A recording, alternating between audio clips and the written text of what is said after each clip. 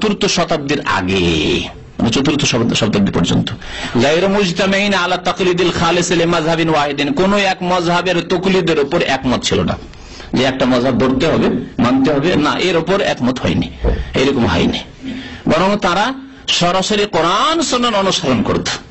তাহলে 400 বছর পর্যন্ত বা চতুর্থ শতাব্দী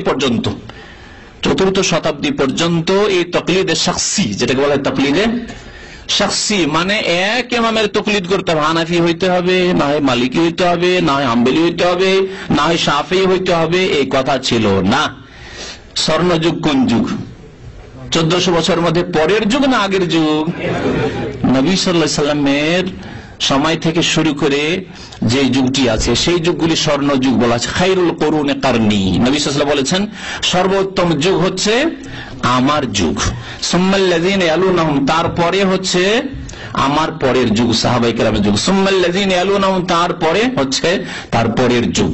বা যদি নবী সাল্লাল্লাহু আলাইহি ওয়াসাল্লামের জামানাকে বাদ দিয়ে ধরা হয় তো তাবেঈন, সাহাবায়ে কেরাম, তাবেঈন, তাবা তাবেঈনের যুগ, বাস। তারপরে সুম্মা আফশুল কাযিব, তারপরের যুগ হবে একবারে মিথ্যার ছড়াছড়ির যুগ। বিসমিল্লাহির রহমানির রহিম। শেখ মতিউর রহমান লামাযহাবী, ভারতী, উনি নিজের মুখেই বললেন যে চতুর্থ শতাব্দী পর্যন্ত কোনো মাযহাব ছিল না। আবার নিজের মুখেই তিনি আমাদের নবী সাল্লাল্লাহু আলাইহি ওয়াসাল্লামের একটি হাদিস পড়লেন, যা থেকে পরিষ্কার বোঝা যায় যে তখন কেন মাযহাব ছিল না। যেহেতু উনি বুঝতে পারেন নাই, তাই আমিই বলে দিচ্ছি। তখন মাযহাব ছিল না, কারণ তখন ছিল ইসলামের স্বর্ণযুগ, আর সকল মুসলমানই ছিলেন সত্যের উপর প্রতিষ্ঠিত। এখন প্রশ্ন হলো, তাহলে মাযহাব আসলো কেন? উত্তর উনার পড়া হাদিসেই আছে।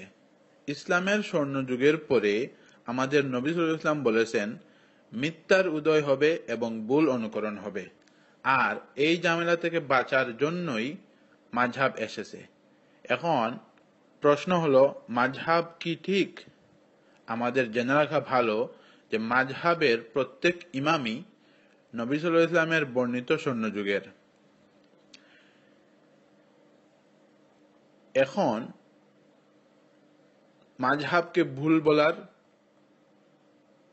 কোনো উপায় নাই। যদি বলেন যে মাযহাব ভুল, তাইলে নবীর হাদিস মানা হলো না।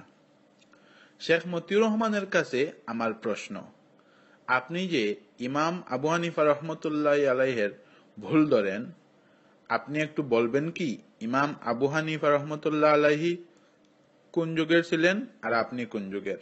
অবশ্যই হাদিসের আলোকে উত্তর দিবেন।